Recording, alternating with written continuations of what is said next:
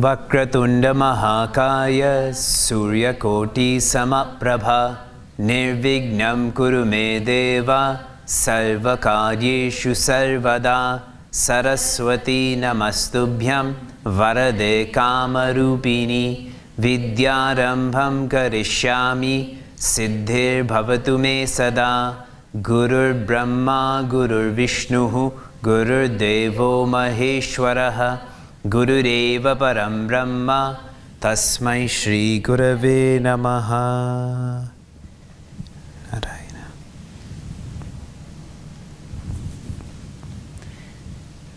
A seed grows into roots. Roots grow into a trunk. The trunk grows into branches. The branches grow into flowers, and the flowers grow into fruits. This is usually the extent to which we look at a tree, but the flowers also grow into fruits. In this imagery, the branch is karma yoga. The flower is jnana yoga. I'm sorry, I said that incorrectly. Let's go back. The flower is karma yoga. The fruit is jnana yoga. And the greater expression of that fruit is juice. That's bhakti yoga. What's the point of a fruit if you can't consume it? Bhakti yoga, bhakti, is the highest aspiration, is the highest experience. You know this is the highest because you no longer seek gain. Once you've experienced bhakti, you no longer seek gain. One is not becoming, one is being. This retreat is to reorient our expectations. Right now, our expectations of the world are high and our expectations of ourselves are low. You should make me happy, you should respect me, I should get the promotion. High expectations of the world, and of myself, low. I can live the way I want, follow what everyone else is doing. But here, with pure knowledge, we reorient that. For myself, I expect discipline. I expect purity. I expect insight. And the more and more expectations I have of myself, the more that transforms into this independent joy. Bhakti. So it's a reorientation of expectations. And this is long-lasting. When you think of the investments in the world, the investments that you're putting your time into, no investment is going to give you a greater return than jnana leading to bhakti, the building of bhakti. This is the real end game. After end game, there's already another Marvel movie. That's a fake end game. Bhakti is the real end game. You step out of the game then. You're beyond playing. In a more objective way, bhakti equals identifying. Bhakti equals identifying. And identifying equals giving. Whatever you're giving to, you identify with. Whatever you identify with, you have bhakti towards that. In Srimad Bhagavatam, Bhagavan Brahma asks, "Who am I?" And the response given to him is, contemplate. Contemplate on Satya. Contemplate on that which is universal, that which is the truth, that which is infinity. This is a vision that Bhagavan Narayana gives Bhagavan Brahma. Bhagavan Brahma is already most capable, but he doesn't have the vision. My experience working with young adults and youth, we're all most capable. I openly share that the majority of you are far more educated than I am or ever will be. You don't need more capability. All that's needed is direction or vision. And that relationship between Bhagavan Narayana and Bhagavan Brahma is the same. Another question asked in Srimad Bhagavatam is, what am I to do? That's coming from Raja Parikshita. What am I to do? And Rishi Shuka says, follow dharma. Follow dharma. This is our lifestyle. Dharma is our lifestyle.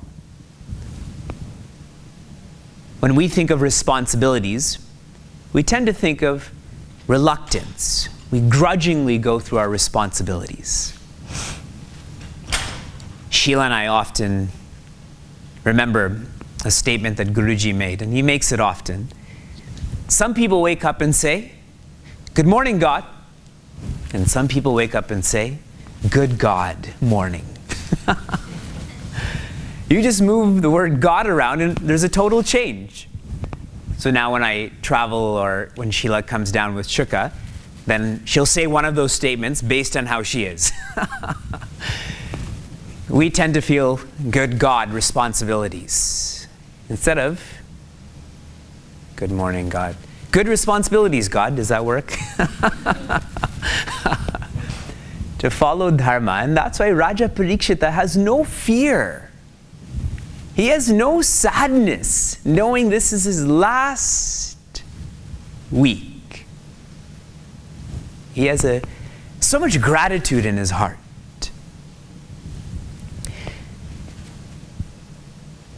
In Chatushloki Bhagavatam, in the first shloka, we were exposed to infinity is what? Real. Is real. Infinity is real. I guess only I think it's real. Infinity is real, and there's a whole lot of conditionings on us, whether you call them vasanas or habits or being narrow-minded. So, how we can actually make infinity is real relevant, be open. Open to what? Potential. Be open to your potential. Now there's just another statement I threw out, tweet it. Be open to potential and put a cool graphic to it. Rad. What this feels like is development. Is development. Self-development, obviously. The gross domestic product of the United States is much more than the gross domestic product of Canada. Americans are far more generous financially than Canadians are. Or more like Indians. But when happiness is measured, Canada's far higher on that list than America is. And one key gauge of that, in the United States, I believe you get 6 weeks or 3 months of parental leave. Canada, you get a full year of parental leave. That's amazing because they see that a parent being with a child is a long-term investment. Going to work faster so I can sit behind a computer or serve a client, that's a shorter-term investment. It doesn't lead to happiness, as much happiness. Be open to potential, and you'll feel this when you're engaged in development, your self-development. In the second shloka, illusion is unreal. Infinity is real, illusion is unreal. The illusion is abhasa. Abhasa means it's a reflection. Reflections cannot touch you. The example that's shared in our scriptures is, if your shadow is run over by an elephant or a car, does anything happen to you? The illusion is like darkness. Every day your room goes into darkness, but nothing changes in your room when that light comes in. So the same goes with us. Now, to appreciate this, we have to be open to purpose. Be open to purpose. Remember what I said about Mother Sita holding up that blade of grass. Ravana thinks the purpose is pleasure, possession, position. Mother Sita knows the purpose is peace, is bhakti. Be open to purpose. Your parents' purpose, my parents' purpose, is different than our purpose, generally. My parents' purpose, when they moved to Canada in the mid-70s, was to work to survive. It was not work to thrive, it was work to survive. They were in survival mode. No work, no money, no food. I don't think any of us have ever experienced that or will experience that. We have the privilege. When we talk about different people in society having a certain level of privilege, if society, the people that we're talking about are here, we're here. Don't be mistaken that we're held back because of our backgrounds or our skin color. That's a joke. Our privilege is up here. And to not make use of that is to be underprivileged. Be open to what your purpose is. Your purpose and your parents' purpose is different. Ours is to thrive, to go past possessions and position. We have the opportunity for peace. And what this feels like is prioritization. Prioritization. This is what it feels like. Open to potential feels like development, and open to purpose feels like prioritization. We now continue to the third shloka of Chatushloki Bhagavatam. This is shloka number 34. I'll chant, you can repeat. Yatha mahanti bhutani bhuteshu chashvacheshvanu. Sorry, bhuteshu chavacheshvanu. Pravishtanya pravishtani. Tatha teshu nateshvaham. Bhagavan Narayana shares with Bhagavan Brahma, Yatha mahanti bhutani. And before I elaborate on this, what is the key word for the third shloka? Creation. I'm adding more here. Creation is relative. Creation is relative. In this first quarter, Bhagavan Narayana's telling Bhagavan Brahma, the elements are creation. The elements are creation. What are the names of the elements that are being referred to here? Element number 1, or the subtlest, is space. Grosser than that? Air. Grosser than that? Fire. Grosser than that? Water. And grosser than that? Earth. In our youth camp, we had lunchtime challenges. And every lunchtime, we took away one of their senses. Essentially, we addressed one of these elements.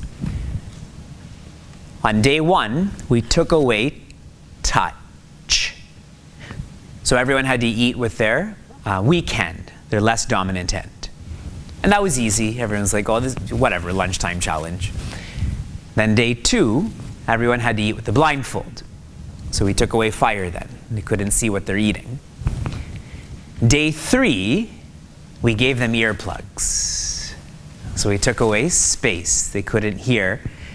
And that was hilarious, is that nobody knows how to use earplugs. Like, I feel like just by common sense you can figure out how to use an earplug, but many couldn't. And then they were still trying to talk with earplugs in their ears. Like, the point is, don't talk, because you can't hear clearly. But they're way more broad-minded than I am. Then day 4, they were given ice cubes in their subs. They were given ice cubes. And sorry, that was more along the lines of touch or taste. It doesn't matter. And yesterday was my favorite. They were given tinfoil trays of manure to sit around. And in my mind, I thought it was going to be way more extreme than it actually was. It smelled more like Mexican food than we had Chipotle, that's why, than manure. Because what I wanted to happen was to have like large pails of fresh, watery manure, and that you're sitting level with that. America, hygiene. So we started addressing these different elements of theirs. The elements are creation.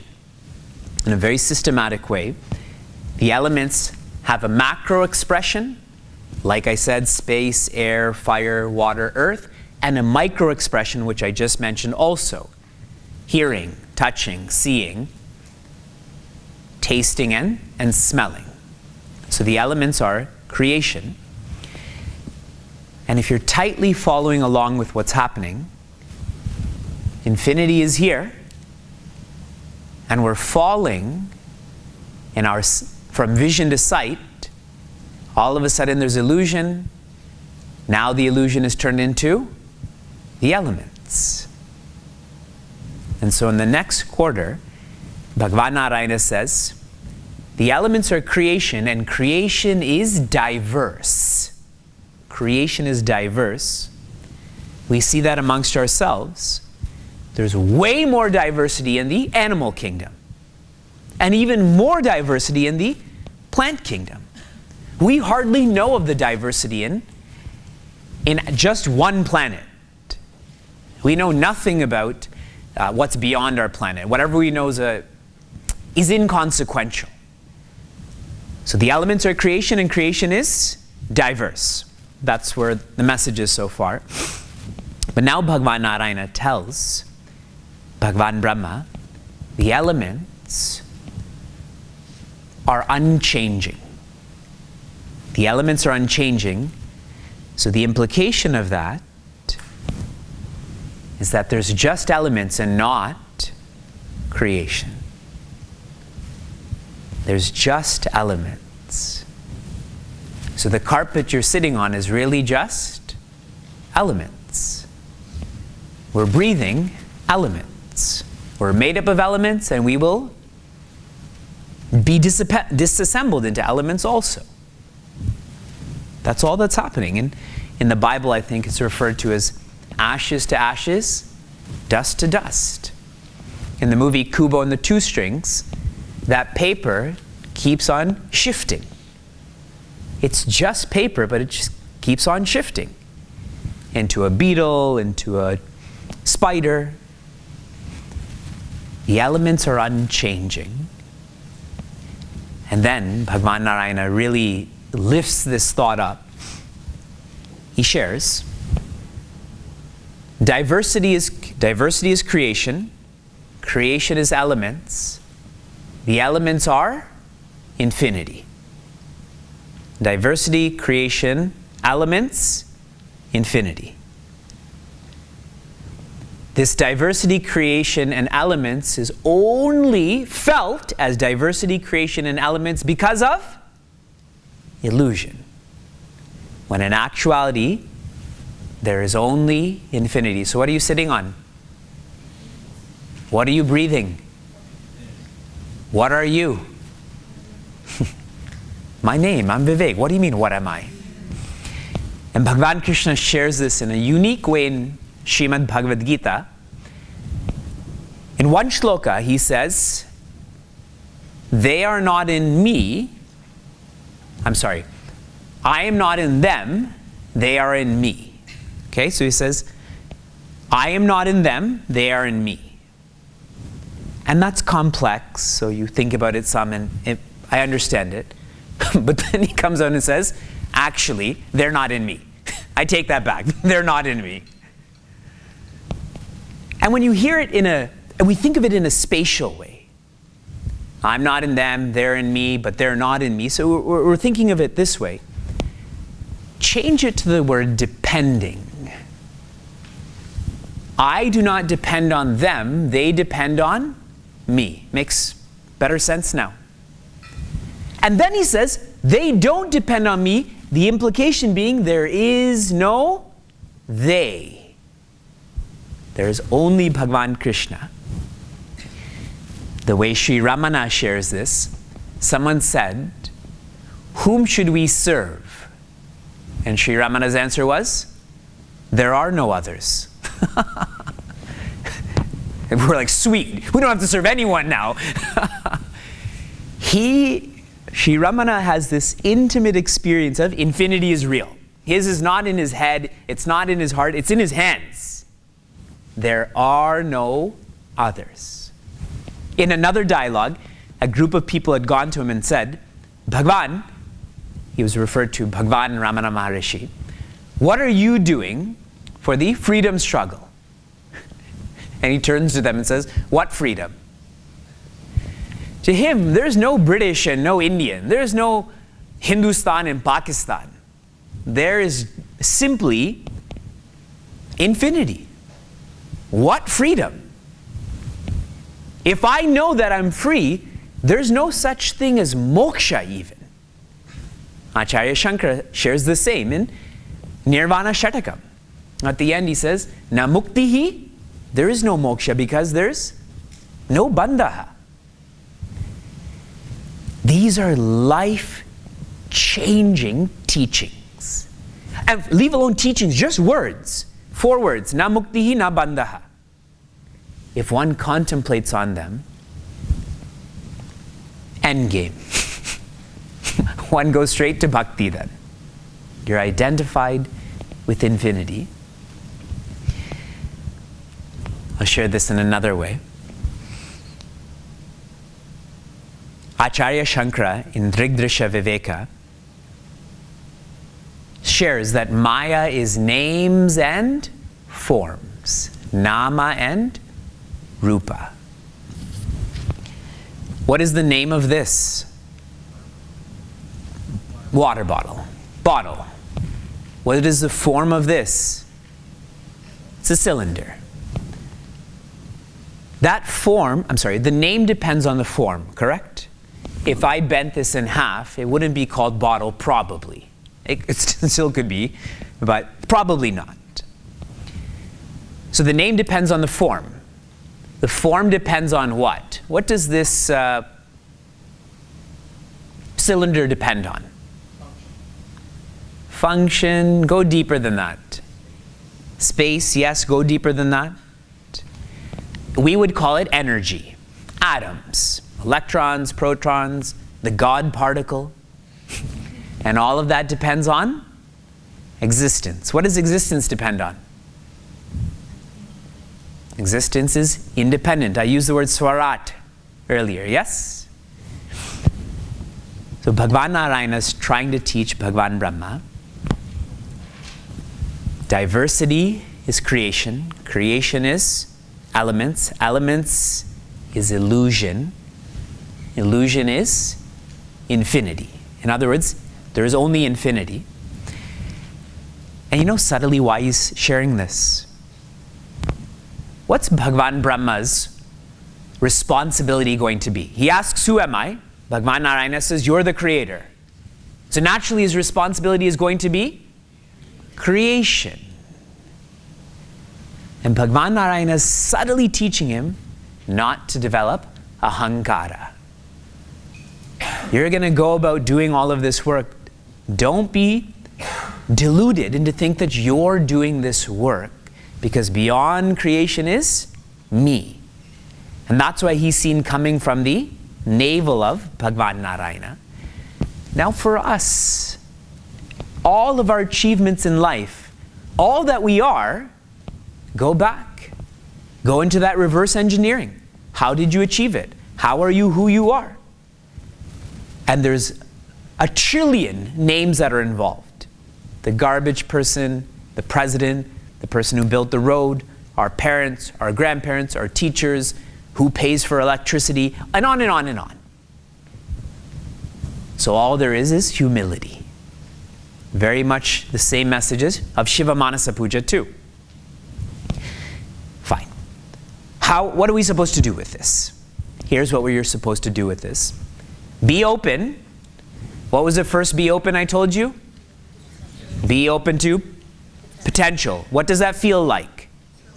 Self-development. Second, be open to purpose. What does it feel like?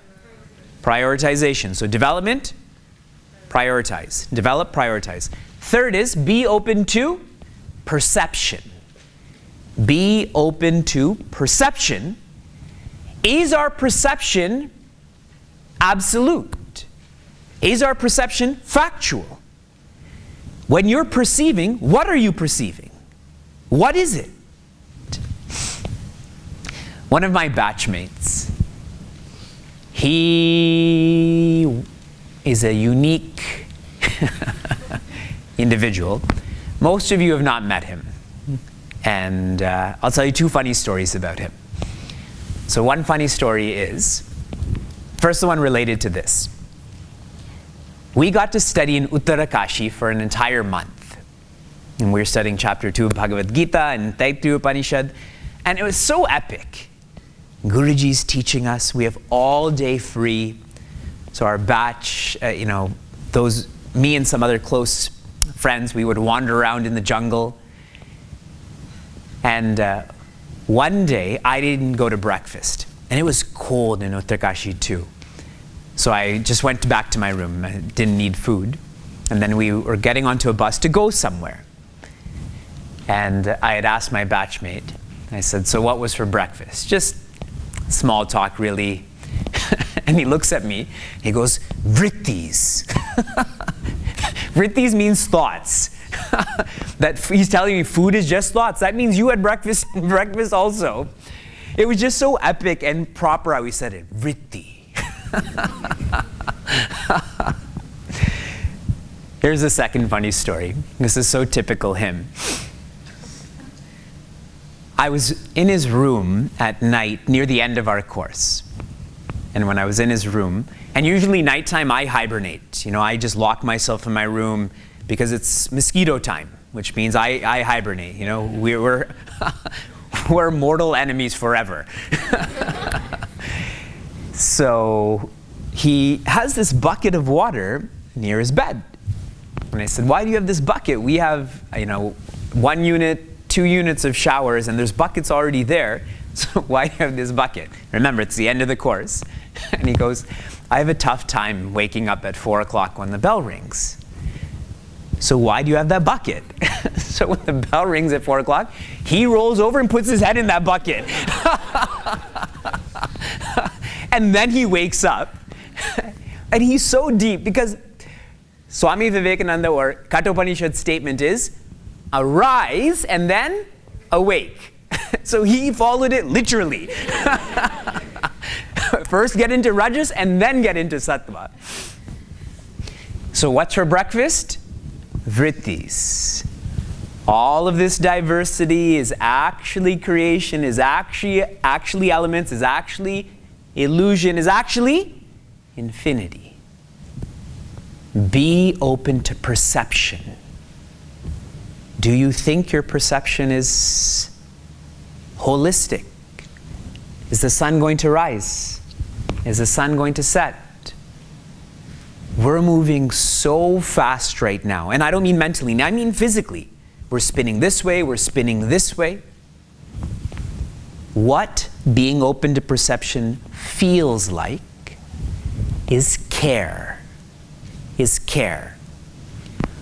I prefer the word careful over mindful. Generally in a school they'll say, be mindful, right? Mindfulness. You know what mindfulness was called back in the day? Paying attention. And that's what I mean. We've lowered our expectations so much that paying attention, you're like a superhero if you pay attention.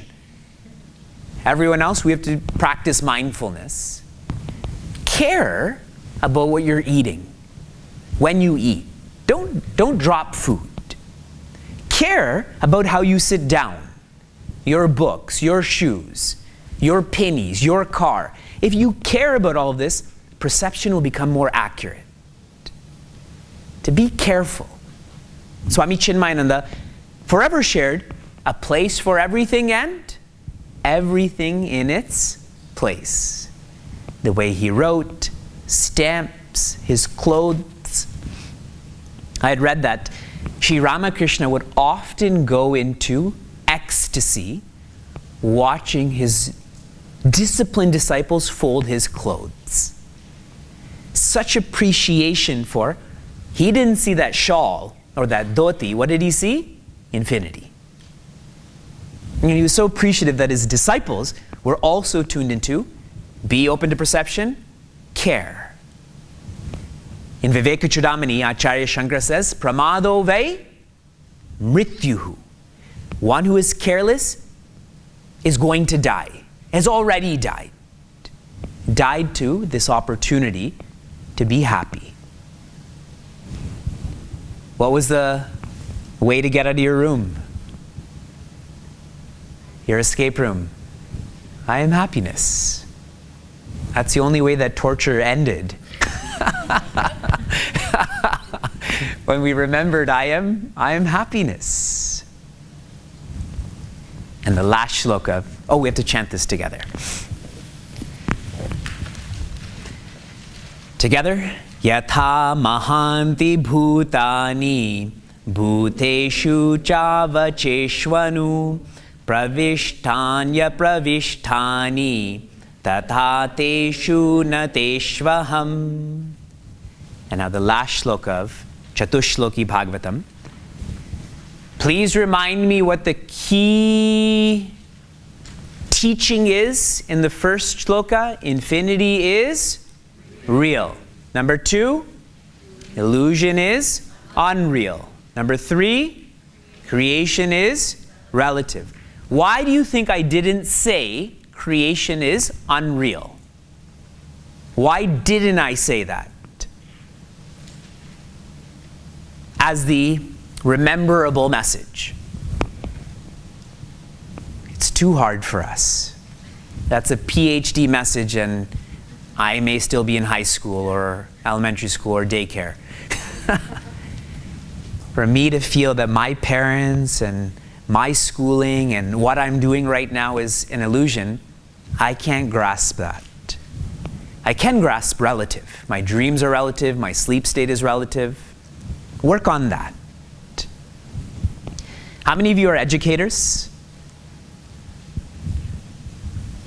How many of you work in the education system in some way other than those who are educators?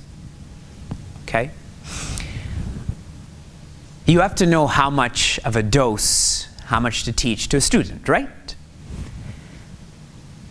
I was at a Bhiksha And I was sharing with a family, and the kids were sitting there, particularly this young girl. She must have been 6 or 7. And I was sharing how the original parent is Bhagwan, and that everyone is born as an orphan. And the purpose of your life is to find your original parent. So I'm sharing all these thoughts, and the parents are like, yeah, you're right. This is something we should practice. And that girl, after I'm finished, goes, I'm your daughter, right? I came from you, right? And it was such a message for me that I was careless. I was careless in what I was saying in the presence of someone who was not ready for that message. Like when Vyasa grows up, I'm not your father. He'll be heartbroken, right? Appa?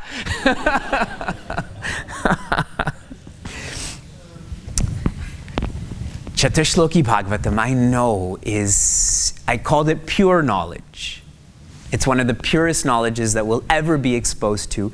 And it's important at least to be exposed to that so we reorient our expectations. Why should we study stress management? Why should we talk about being a better human when you're not even a human?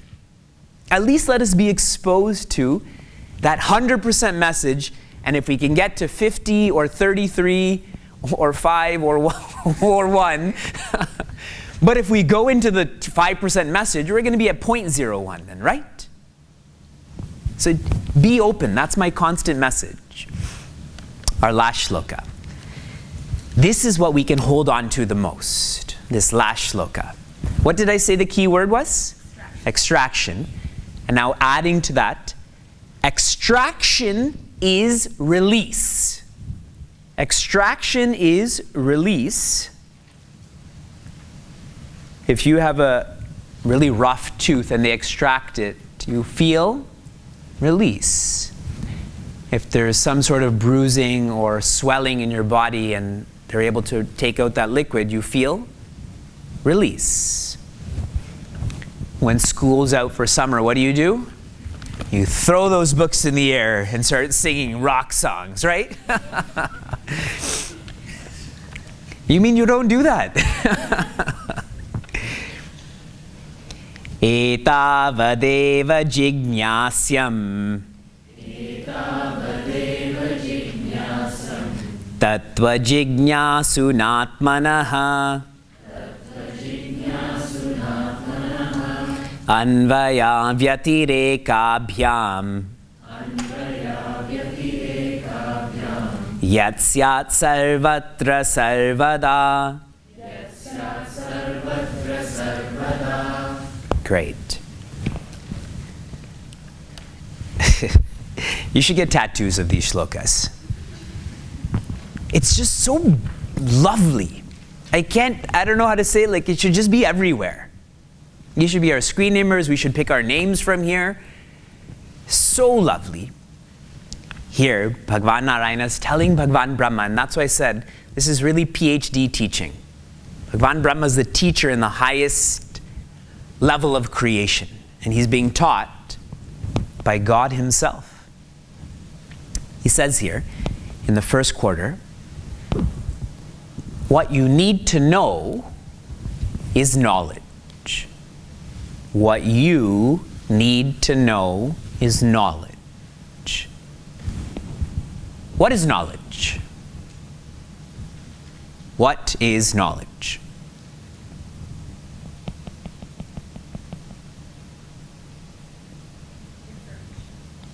Okay, knowledge is information, objective understanding, that which removes ignorance. Knowledge is that which quietens. That which makes you quieter is called jnana. And if you're not quieter, because of that exchange, because of that insight, then it's information. What does Google give you? Unless you're really irate and then you finally get that answer, but that's really temporary. How many of you are in college right now? The majority of us have already graduated from college, I think. Your degree is information or knowledge. You paid a whole lot of money for information. for information. At least in Canada, that information is cheaper.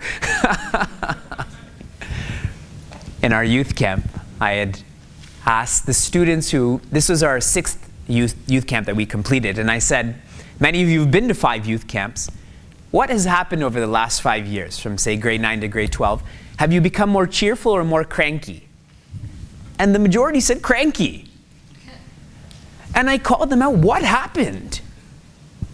Why is it that over year by year you're becoming more cranky? It's because they are tricked into believing, and then they do digest that. They feel that knowledge is coming in when it's actually information. Bhagwan Brahma, what is to be known is knowledge. And he adds details to this in the next quarter. You need to have knowledge of tattva.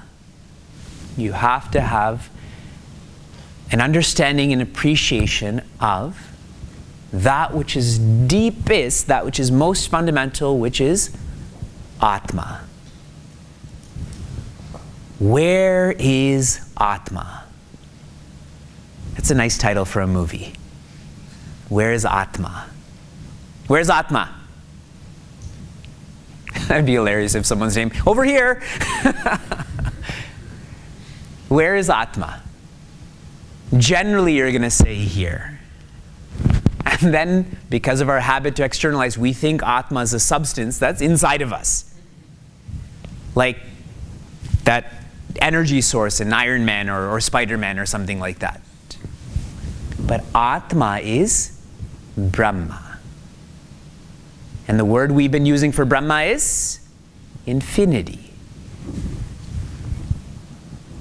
What is to be known is knowledge. Knowledge makes you quiet.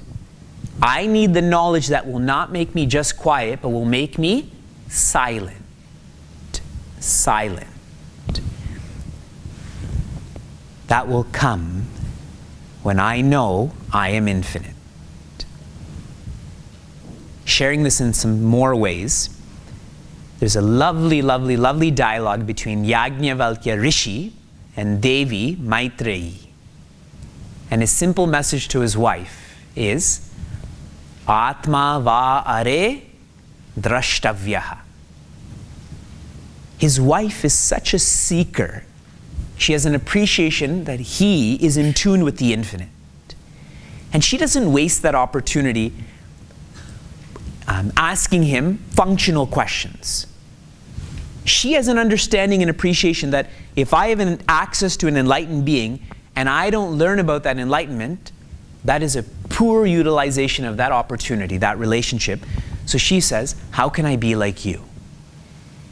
And he simply says, it is simple, but difficult.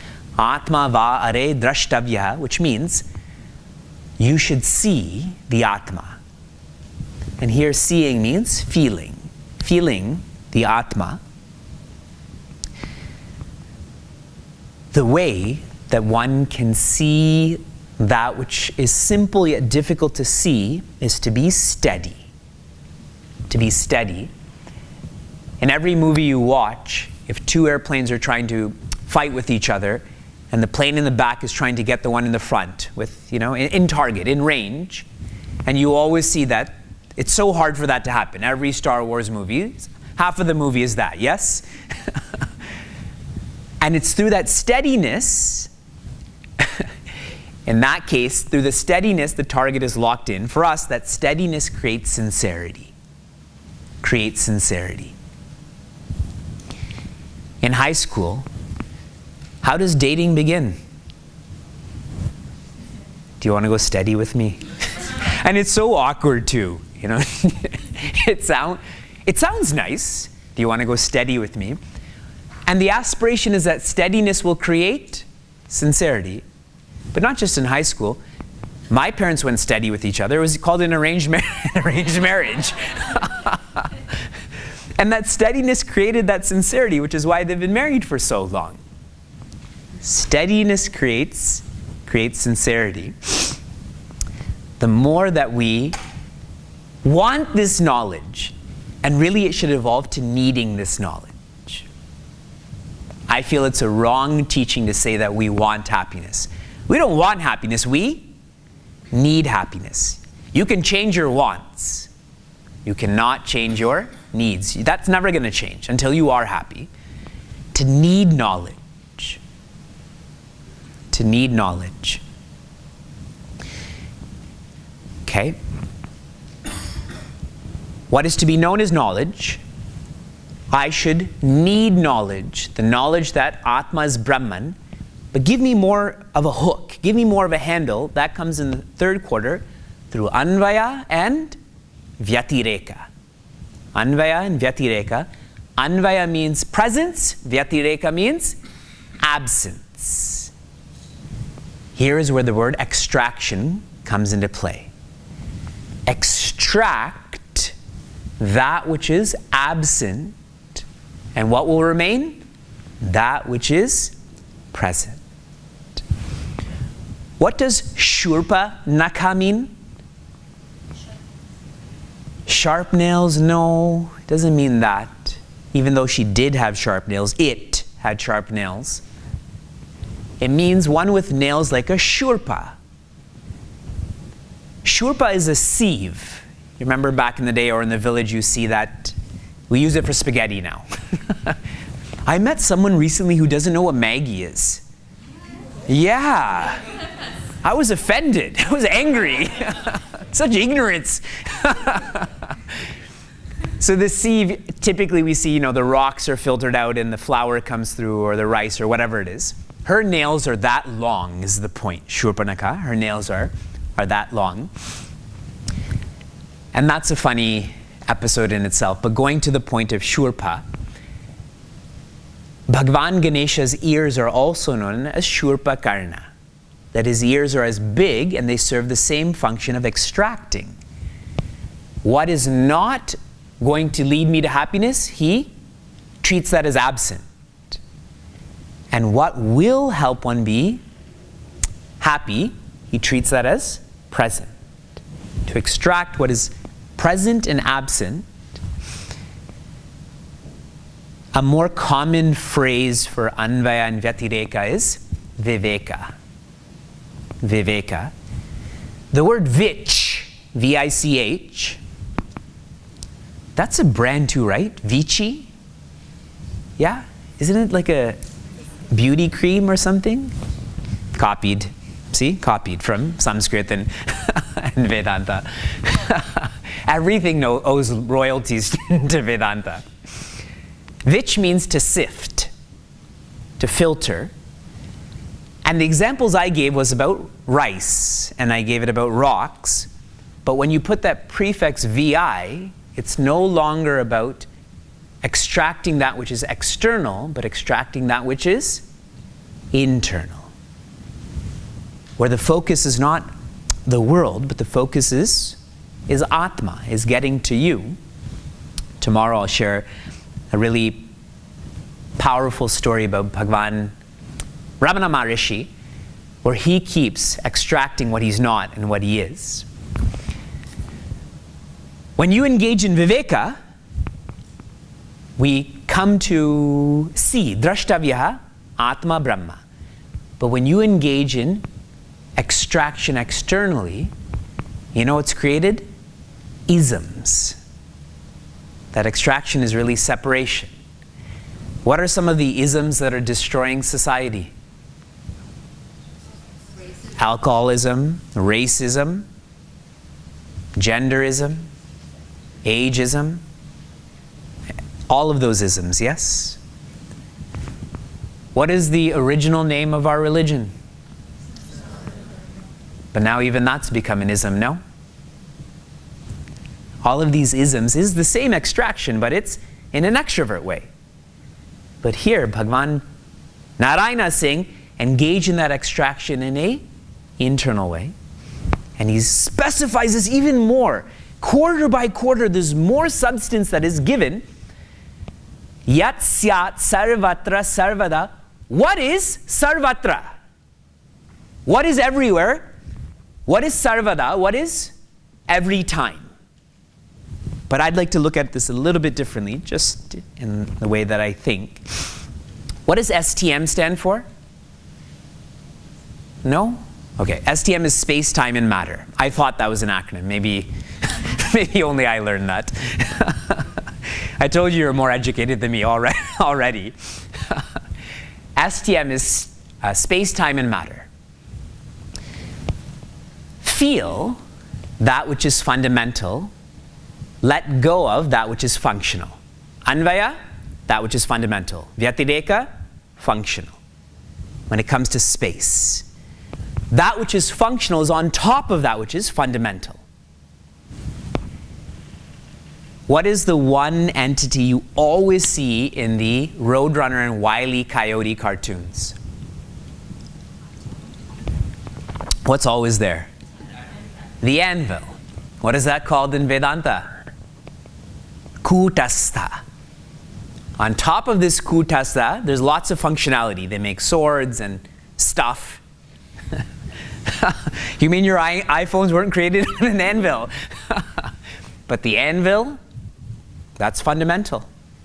Nothing changes. When it comes to time, feel that which is ever present and let go of that which is sometimes present. Waking, dreaming, sleeping, that's sometimes present, but what's ever present? Chit, or awareness. To feel, now we come to matter, feel that which is changeless and let go of that which is changing. So do the presence absence at a space level, in a space way, in a time way, in a matter way. Relating to this to us more so, be open to practice. Be open to practice. This last line is the sadhana. As in, this whole shloka is focusing on sadhana. The first line was the sadhya, that's the goal. This last line is that's the ends, this is the means. Be open to practice. And what this will feel like is expand. Expand.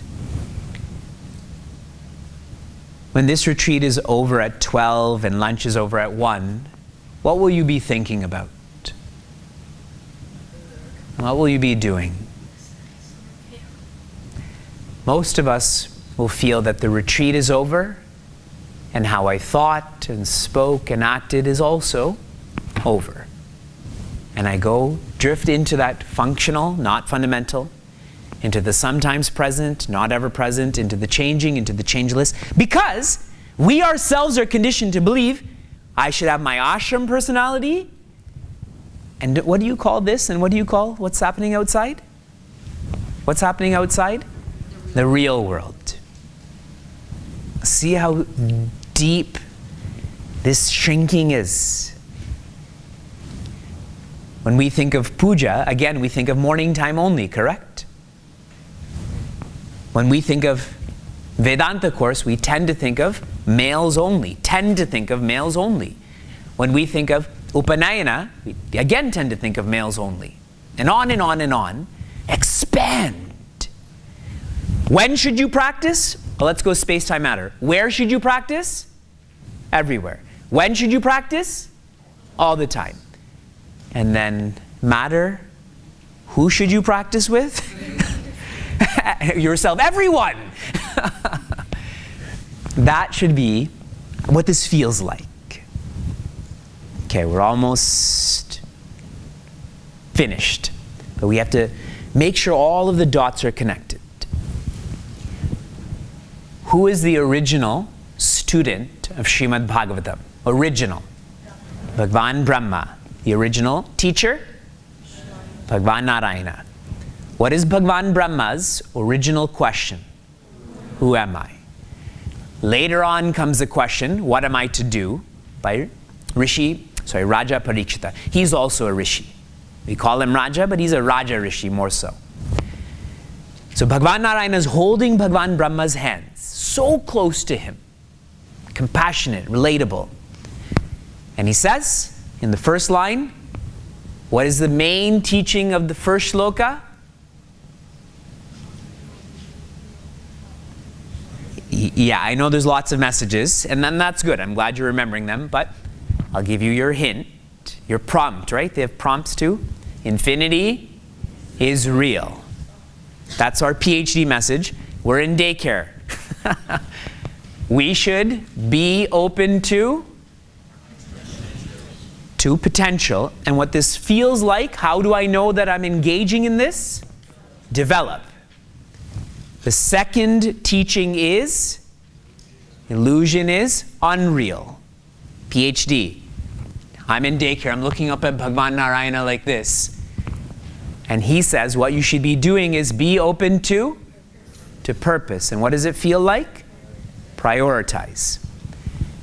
Third teaching, creation is relative, which means there's no room for addiction, no room for attachment, no room for apathy, meaning you want circumstances to always be in a certain way. If you're addicted, attached, or apathetic, you've forgotten that creation is relative. You're treating it to be absolute. Bhagwan Narayana, what am I supposed to do with this? Be open to perception.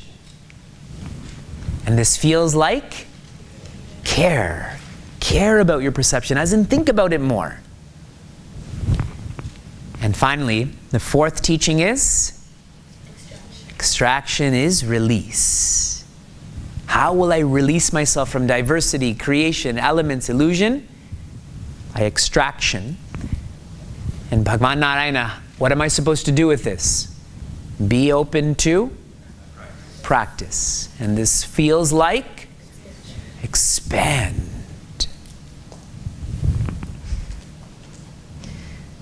I wanted to complete with giving you the exact same message that is known as Chatushloki Bhagavatam, but in the terms of Ramayana, it's called Shri Rama Gita. Same questions, same answers, just shared differently. So tomorrow I'll give you some insights into that.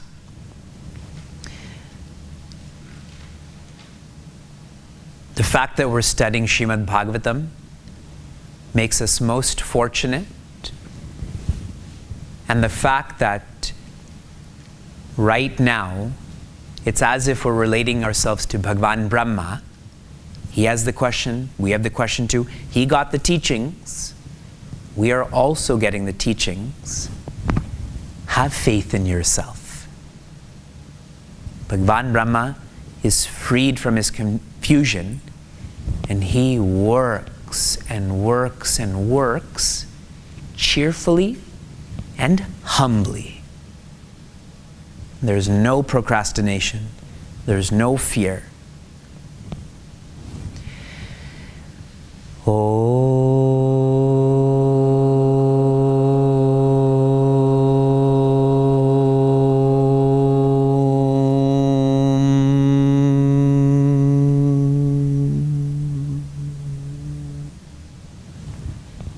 Narayana.